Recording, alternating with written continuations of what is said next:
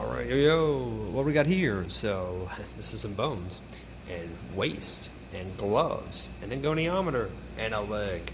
But our focus is this thing here, which is, of course, the pelvic girdle, pubic bones, kind of whatever else. There's a lot of stuff happening here.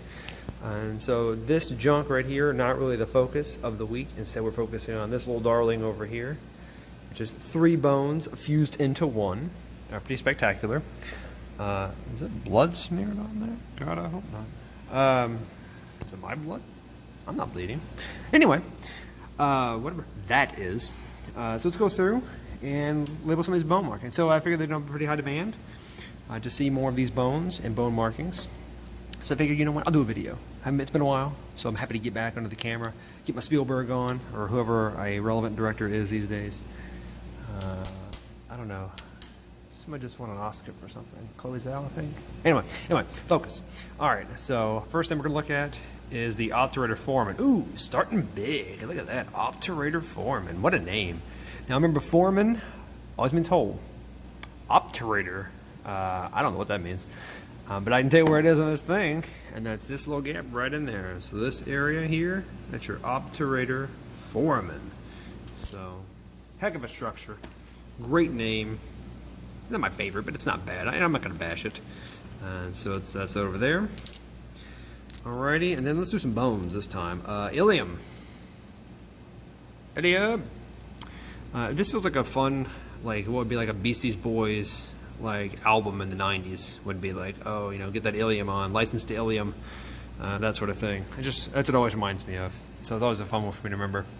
I can't remember where it is. It helps me remember the name. It's this big rascal up here.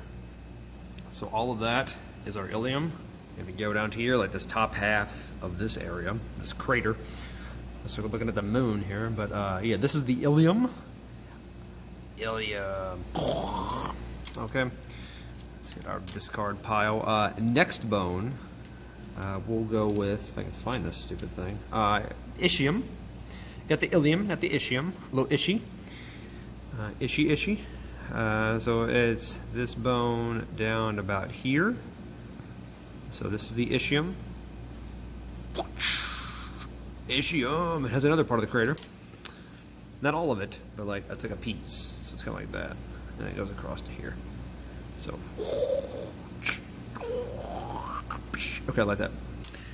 Alrighty, and then our last one. Where's this thing? Oh, the pubis. So we got the 2 eyes and the P. Alrighty, so trying to keep the camera good here. Okay, so that's this part of the structure, and it kind of includes like another little piece of this crater, and then it goes up to about to here. So 3 bones fused together for one heck of a girdle. Congrats. Alright, so this crater, let's get to that one. That's the acetabulum. You can see that here. Acetabulum. I like this thing a lot. It's cool. It does look like a moon crater. I've always been a big space fan. So anything that looks crater-ish, you know, looks pretty solid to me. So it looks pretty awesome. You know, I feel like the asteroid that hit the Earth that helped lead to the extinction of dinosaurs probably left a mark. Looks just like this. Except it's on the Earth, which is much larger than the acetabulum. Alrighty. Now the hip. It's kind of the whole thing, isn't it? I mean, pretty much. It's like the whole thing is collectively the hip. So, in case you didn't know, the whole thing's the hip. Oh, jeez. Okay, let's go back to the ilium. So the iliac crest. The iliac part means ilium. This is the possessive form of the term, or descriptive term, adjective version of it. And so the crest is up here. So, whoosh. That'd be a fun, like, little mountain. You know, just do like a little baby slope to learn to ski on. Woo, down the crest. You know, well, this terrifying thing is the pro level ski. Crash into a tree. But over here, though, is the crest. And it crest. The groove, though, is of course a fossa. Remember that. Oh, goodness gracious. The hip fell over. Oh, my God. We made it. It's all okay. Hope that doesn't happen again. This is the fossa. This grooved area. Fossa always means groove. There's an animal called a fossa, and it's very groovy. It likes to get funky and dance to the Bee Gees. So, fun fact.